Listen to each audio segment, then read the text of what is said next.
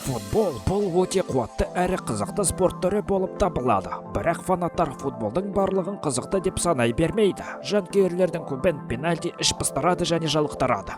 Бірақ қазір сіз пенальти өте қызық үдеріс екеніне көзіңіз жетеді. Саяхат YouTube арнасына қош келдіңіздер.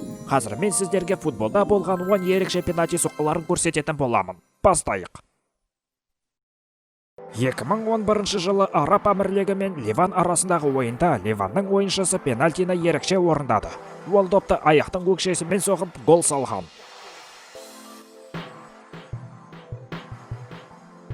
Мальдив пен Ауғанстан арасындағы матчте Дей Ашат атты футболшыға жанкүйерлер үлкен үміт артты. Бірақ Дей Ашат допты теппей тұрып құлап қалған еді. Алайда орнынан тұрып сәтсіздікті сәтке айналдырып гол соқты. Қақпашымен бірге бір шыққан шабуылшы қақпашыға сүрініп құлағаннан кейін төреші пенальти қойған еді. Сосын шабуылшы пенальтині сәтсіз орындаған сияқты еді. Алайда соңында бұл әдейі алдын ала жоспарланған соққы екен. Нәтижесінде әдемі гол. Келесі ретте сіздің сүйікті клубыңыздың ойыншысы пенальтида гол соға алмаған сәтте осы Сан-Паулоның ойыншысын естеріңе түсіріңіз. Ол тіпті допты да дұрыстап тебе алмаған. Кейбір командаларға жеңіс үшін жақсы қақпашы жеткілікті, ал кейбір командаларға жеңіліс үшін жаман шабуылшылар жеткілікті. Мысалы, осы сәтке қарай көріңіздер. Шабуылшылар 3 рет соққы жасаса да гол соға алмаған.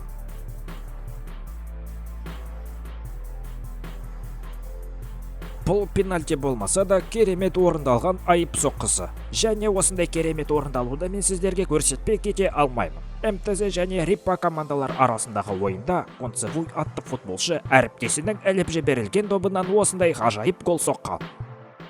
Осы футболшыға ешкім кедергі болған жоқ. Ол өз-өзімен сүрініп құлап дұрыс соққы жасай алмады. Сондықтан қақпашы оңайымен допты алып кетті.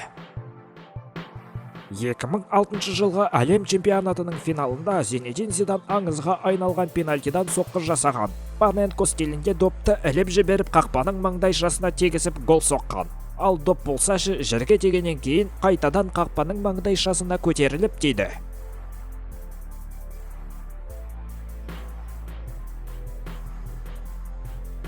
ТВП және ТВН атты командалар бір-біріне гол соға алмады. Пенальти топтамасы болды. ТВП командасының ойыншысы осындай алдайтын қимылымен гол соққан.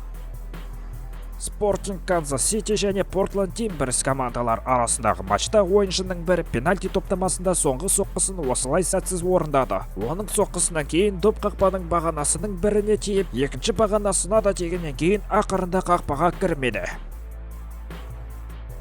Осымен болды достар. Осындай қызықты видеоларды тағы да көргіңіз келсеңіз, подписаться деген батырмасын басып, менің саяхат YouTube арнама жазылыңыздар.